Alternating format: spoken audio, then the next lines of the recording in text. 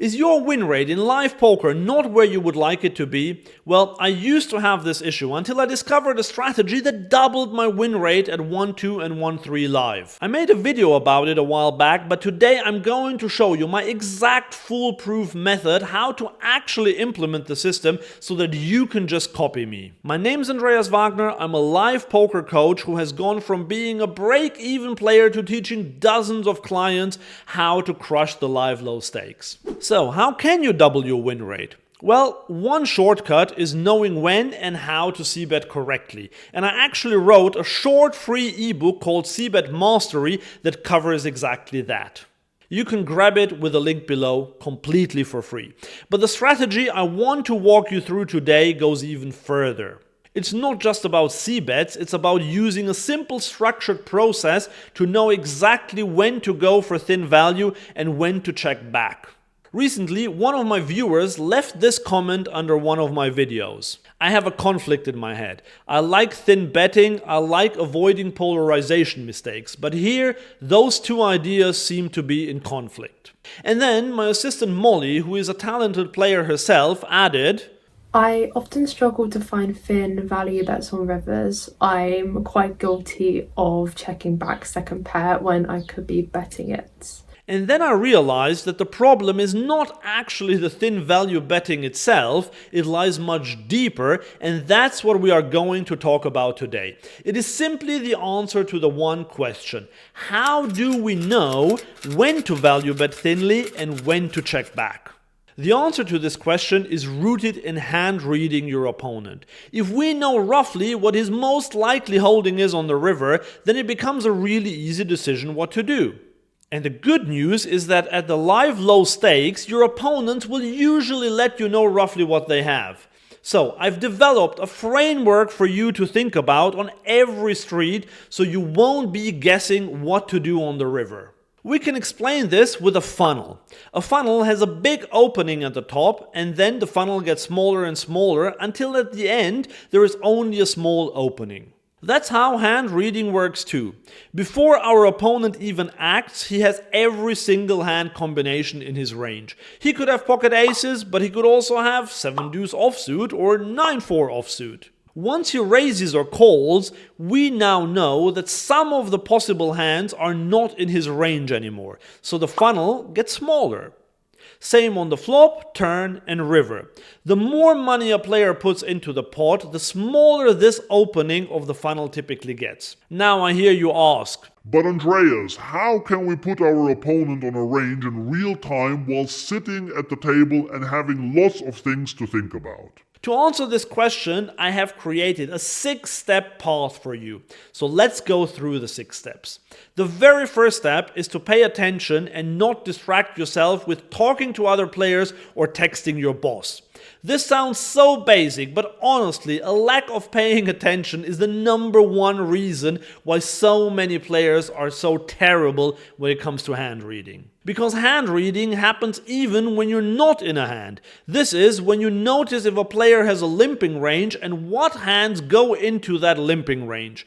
This is where you see if they're capable of thin value betting themselves or if they call down too light. The information you gain in step 1 will be super valuable for the next steps. Steps 2 through 6 all happen in the actual hand that you play against a specific villain. So step 2 is pre-flop. This is also a fairly easy one. All you have to do is to quickly assign your opponent or opponents, if the pot goes multi-way, a very rough range. If you did step 1 right, you will know at this point if this particular opponent splits his opening range into a limping range and a raising range. And you should know roughly if he is loose or tight when he calls a bet pre-flop. Also very important, what hands are now extremely unlikely given the pre-flop action. For example, if you raise and there are 3 callers and now the big blind overcalls, he will most likely not have aces, kings, queens, jacks, ace-king. At this point, you definitely don't have to be exact with your hand reading, just a rough idea of different hand buckets is enough. For example, small and medium pairs, suited connectors, big cards, ace-x hands, etc. This should be the easiest read because you can do this in every hand and the ranges are quite static. Then let's move to step 3. This one's on the flop. Here we continue with the buckets. Whatever action an opponent takes, think what hands they would do this with. And this is the key. What hands can you eliminate at this point? Because say you raised pre-flop, they called in the small blind and the big blind also called. Now the flop comes 9-8-6 with 2 hearts. If you c-bet small and he calls, we can probably eliminate a straight, a set or even 2 pair, because on such a wet board and with another player in the pot, the small blind would most likely raise such a monster. But here on the flop, you still have to leave their range quite wide, because you often only bet small, so they might even call with ace high or a gut shot. But step 4 is where a lot of the magic happens, on the turn. Ironically, this is the most misplayed street in Texas Hold'em. And if you can get this one right, you will have a good chance of crushing this game. But this is where most players lose their head because they don't hand read properly. But it's actually quite simple. Whatever happened on the flop, in combination with a turn card, determine your action. As we said, if you bet the flop really small, it means that your villain will have a wide range on the turn. If you bet big on the flop, now his range is stronger because you would probably have folded a lot of the light floats like ace high or bottom pair. How big you bet determines if the funnel will be steeper or flatter. The turn is where you polarize, and this is exactly where most players mess up. Like in this example. You raise Jack-10 pre-flop and get 2 callers. The flop comes ace-jack 4. You c-bet, the big blind calls. The turn is an inconsequential deuce. You now bet again. Can you spot the mistake? It was the turn bet. On the flop, I don't love the c-bet either with middle pair against 2 opponents, but it's not a disaster. We can't say the same about the turn though. The big blind called the flop, and yes, maybe he called with pocket 7s or jack 9, but if you bet on the turn, what do you accomplish? Will he fold an ace? Probably not. So, you're not bluffing, right? Are you betting for value? Well, do you think he will call again with 7s or jack 9? It's not impossible, but seems a bit unlikely. So betting big here is a so-called polarization mistake, because on the turn is where you polarize. You almost never bet small. You usually bet big or check. And a polarization mistake happens when you bet a hand big that doesn't want to put a lot of money in the middle. But whatever you do on the turn, this is what will mainly inform your decision whether to value bet thinly on the river or not. And here is step 5, the river play. Rivers are even easier because often a lot of filtering has been done. If you bet the flop and the turn and he called, you know that he is left with a fairly strong range. Possibly he has a missed draw, but other than that, he will arrive on the river with a good hand. Again, think in buckets.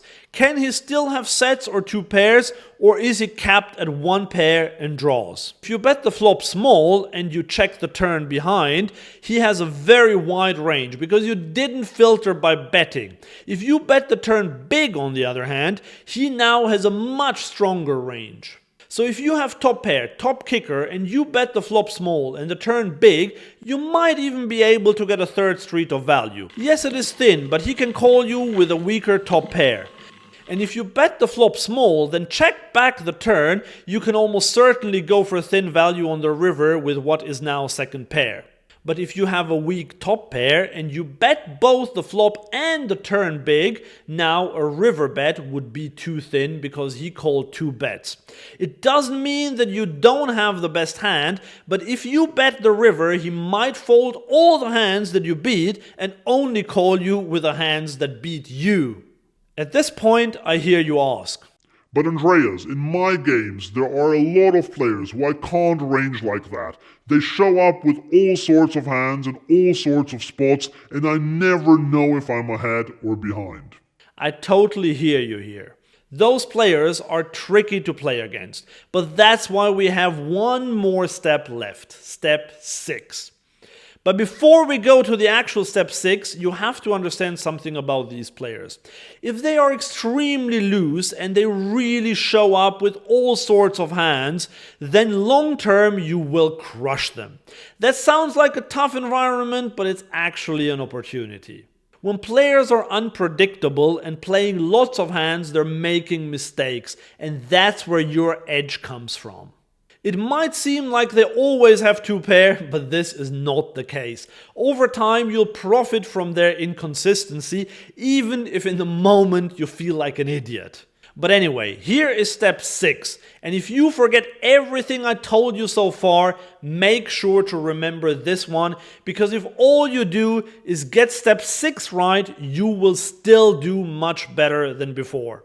So, what are these 6 steps for? We want to find out when we can go for thin value or not. So here is one question you should always ask yourself when considering betting thinly for value on the river. Is this opponent capable of check raising me as a bluff on the river? If the answer to this question is no, then your win rate will forgive you for betting too thinly. Because it is absolutely okay to value own yourself, meaning that villains call you with a better hand. But if an opponent is capable of check raise bluffing you on the river, then you have to be much more careful. So if your opponent who can show up with any 2 cards on the river is not the type who would check raise as a bluff, then you basically always go for thin value. And if you want to see me putting these 6 steps into practice, then watch this video next.